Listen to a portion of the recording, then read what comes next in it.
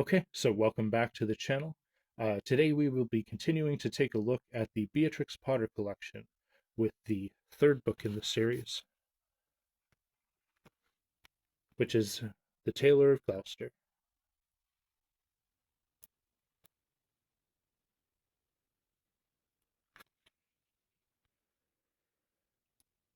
The Tailor of Gloucester by Beatrix Potter, author of The Tale of Peter Rabbit. Albeit charges for a looking glass, and entertain a score or two of tailors. Richard III. Frederick Warne and Company.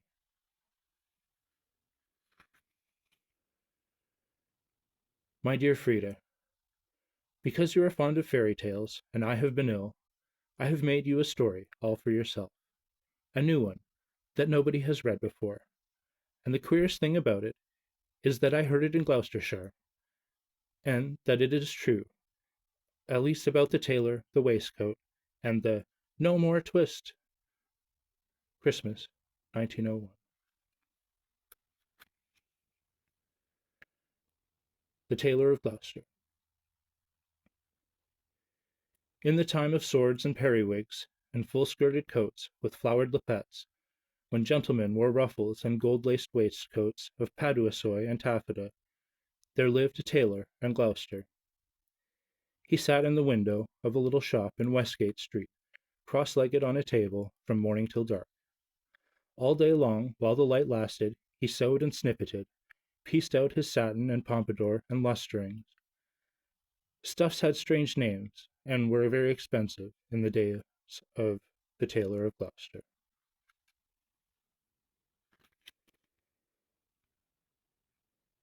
But although he sewed fine silk for his neighbors, he himself was very, very poor. A little old man in spectacles, with a pinched face, old crooked fingers, and a suit of threadbare clothes. He cut his coats without waste, according to his embroidered cloth. They were very small ends and snippets that lay upon the table. Two narrow breadths for naught, except waistcoats for mice, said the tailor. One bitter cold day, near Christmas time, the tailor began to make a coat of cherry-colored corded silk embroidered with pansies and roses, and a cream-colored satin waistcoat, trimmed with gauze and green worsted chenille, for the Mayor of Gloucester. The tailor worked and talked to himself, and measured the silk, and turned it round and round, and trimmed it into shape with his shears. The table was all littered with cherry-colored snippets. No breadth at all, and cut on the cross. It is no breadth at all. Tippets for mice, and ribbons for mobs. For mice, said the Tailor of Gloucester. When the snowflakes came down against the small leaded window panes and shut out the light, the tailor had done his day's work. All the silk and satin lay cut upon the table. There were 12 pieces for the coat, and 4 pieces for the waistcoat. And there were pocket flaps and cuffs and buttons all in order. For the lining of the coat there was fine yellow taffeta, and for the buttonholes of the waistcoat there was cherry-colored twists. And everything was ready to sew together in the morning, all measured and sufficient, except that there was wanting just one single skein of cherry-colored twisted silk. The tailor came out of his shop at dark, for he did not sleep there at nights. He fastened the window and locked the door and took away the key. No one lived there at night but little brown mice, and they run in and out without any keys.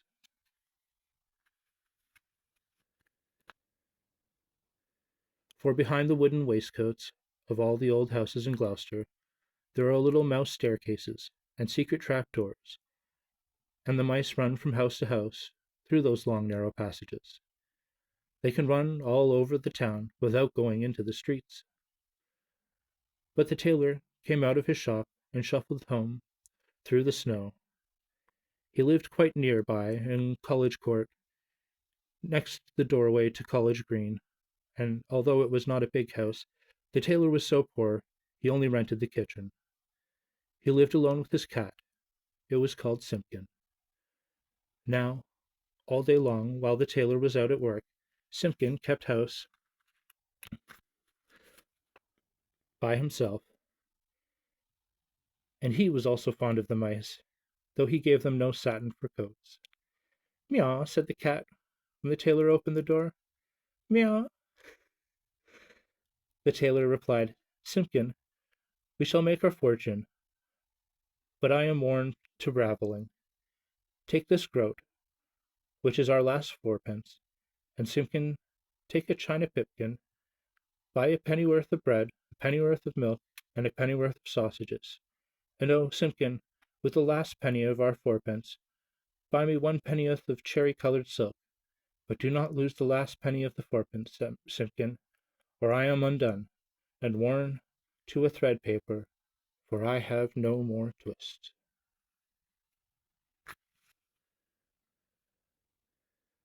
Then Simpkin again said "Meow," and took the groat and the pipkin and went out into the dark. The tailor was very tired, and beginning to be ill. He sat down by the hearth and talked to himself about the wonderful coat. "I shall make my fortune. To be cut bias. The Mayor of Gloucester is to be married on Christmas Day in the morning, and he hath ordered a coat and an embroidered waistcoat to be lined with yellow taffeta, and the taffeta sufficeth or sufficeth. There is no more left-over snippets than will serve to make tippets for mice."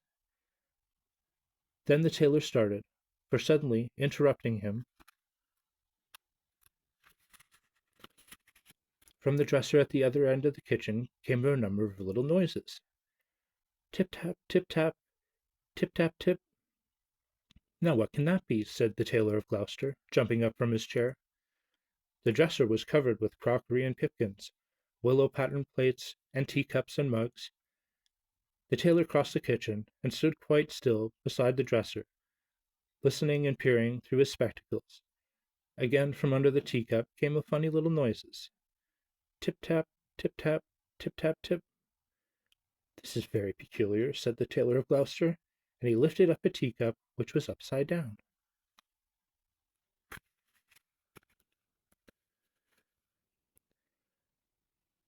Out stepped a little live lady mouse, and made a curtsy to the tailor.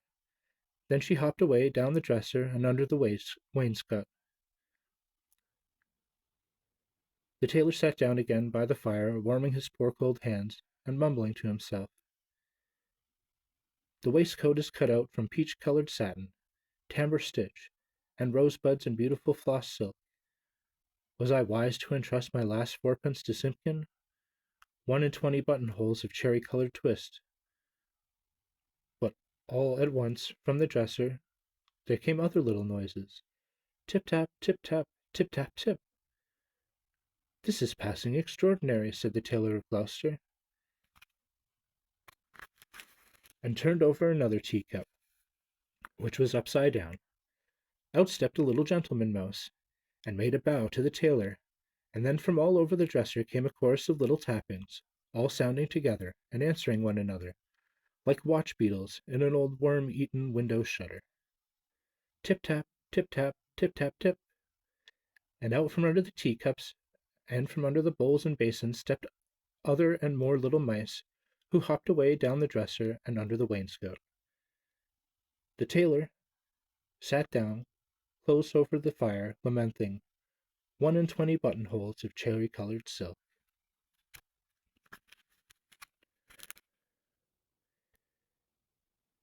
To be finished by noon of Saturday, and this is Tuesday evening. Was it right to let loose those mice, undoubtedly the property of Simpkin? Alack, I am undone, for I have no more twist. The little mice came out again and listened to the tailor. They took notice of the pattern of that wonderful coat. They whispered to one another about the taffeta lining, about the little mouse tippets, and then all at once they all ran away together down the passage behind the wainscot, squeaking and calling to one another as they ran from house to house, and not one mouse was left in the tailor's kitchen.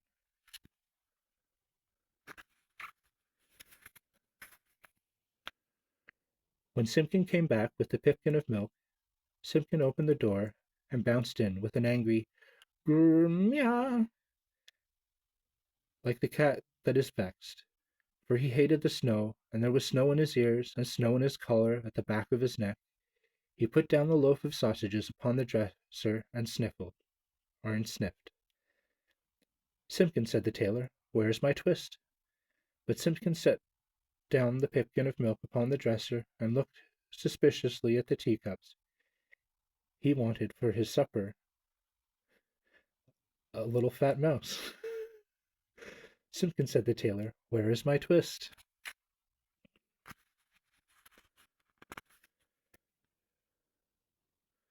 But Simpkin hid a little parcel privately in the teapot, and spit and growled at the tailor, and if Simpkin had been able to talk, he would have asked, where is my mouse?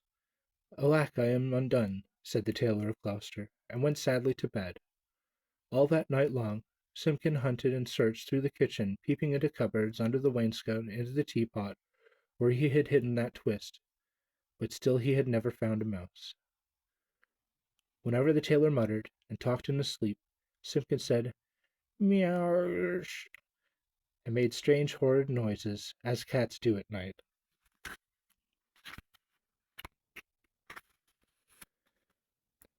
For the poor old tailor was very ill with fever, tossing and turning in his four-post bed, and still with his dreams he mumbled, no more twist, no more twist. All day he was ill, and the next day, and the next, and what could become of the cherry-coloured coat?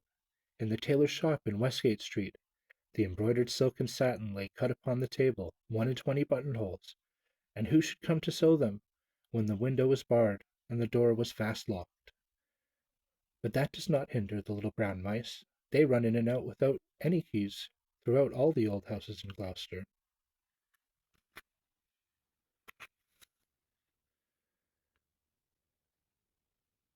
Out of doors, the market folks went trudging through the snow to buy their geese and turkeys, and to bake their Christmas pies. But there would be no Christmas dinner for Simpkin, the poor old tailor, and the poor old Tailor of Gloucester. The tailor lay ill for 3 days and nights, and then it was Christmas Eve, and very late at night. The moon climbed up over the roofs and chimneys, and looked down over the gateway into the college court. There were no lights in the windows, nor any sound in the houses. All the city of Gloucester was fast asleep under the snow, and still Simpkin wanted his mice, and he mewed as he stood beside the four-post bed.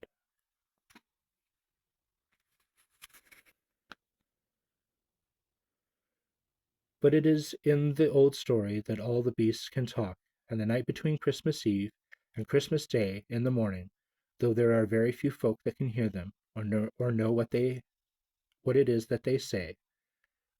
When the cathedral clock struck 12, there was an answer, like an echo of chimes, and Simpkin heard it, and came out of the tailor's door, and wandered about in the snow. From all the roofs and gables, and old wooden houses in Gloucester, came 1,000 merry voices, singing the old Christmas rhymes, all the old songs that I ever heard of, and some that I don't know, like Whittington's bells.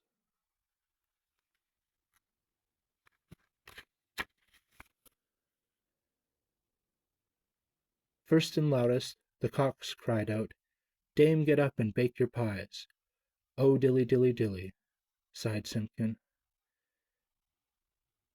And now, in a garret, there were lights and sounds of dancing, and cats came from over the way. Hey, diddle, diddle, the cat and the fiddle, all the cats in Gloucester, except me, said Simpkin. Under the wooden eaves, and starlings and sparrows sang of Christmas pies. The jackdaws woke up in the cathedral tower, and although it was the middle of the night, the throstles and robins sang. The air was quite full of little twittering tunes.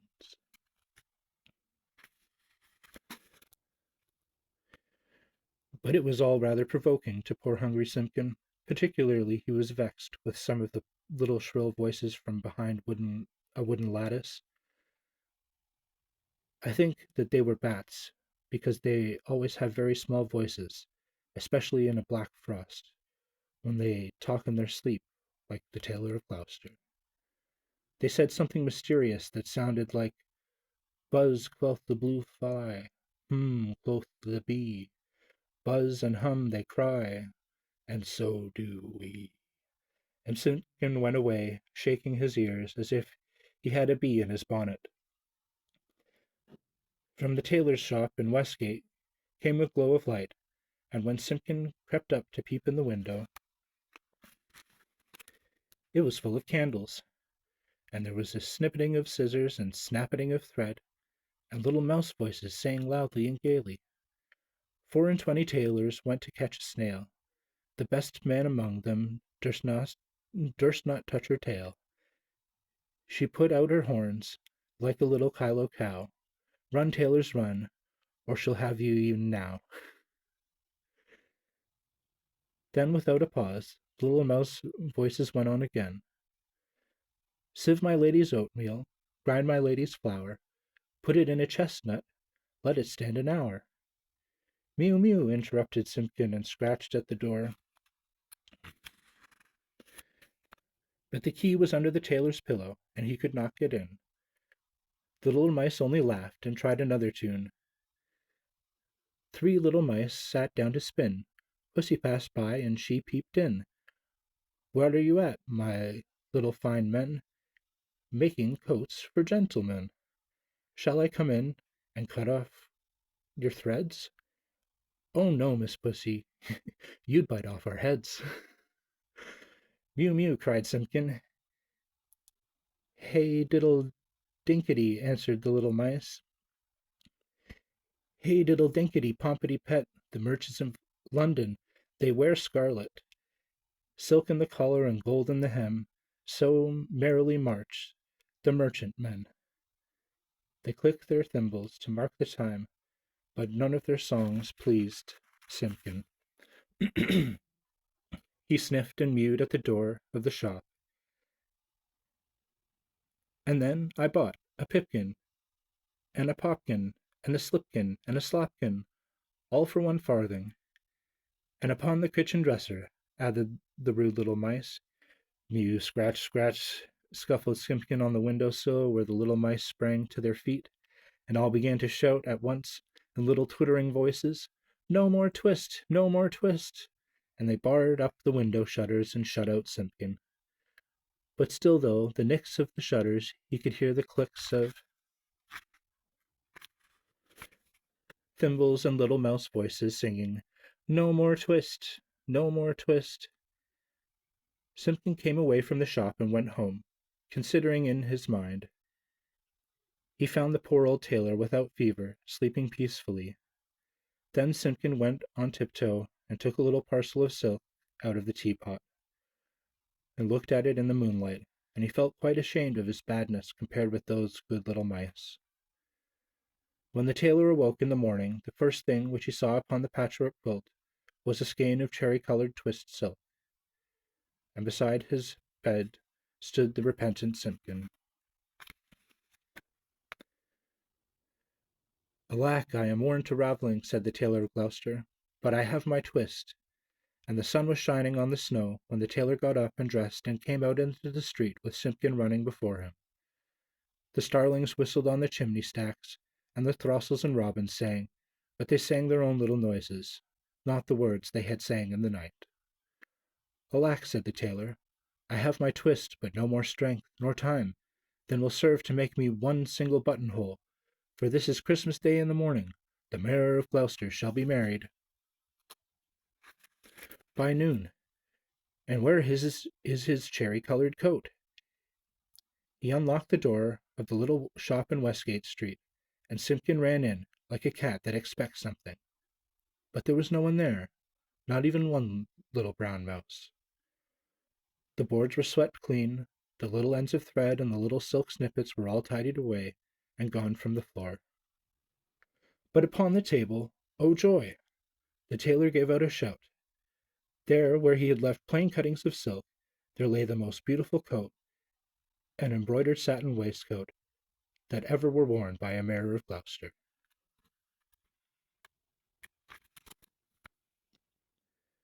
There were roses and pansies upon the facings of the coat, and the waistcoat was worked with poppies and cornflowers. Everything was finished, except just one single cherry-colored buttonhole, and where the buttonhole was wanting, there was a pinned scrap of paper with these words in little teeny-weeny writing: "No more twist." And from then began the luck of the tailor of Gloucester. He grew quite stout, and he grew quite rich. He made the most wonderful waistcoats for all the rich merchants of Gloucester, for all those fine gentlemen of the country round.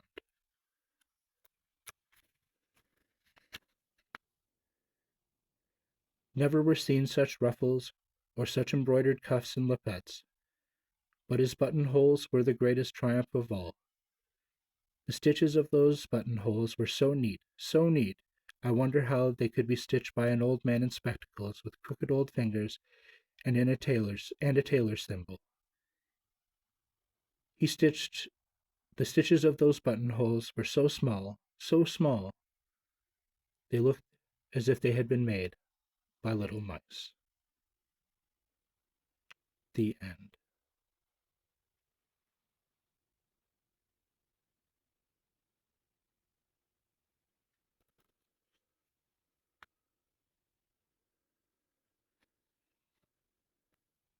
And so that is The Tailor of Gloucester.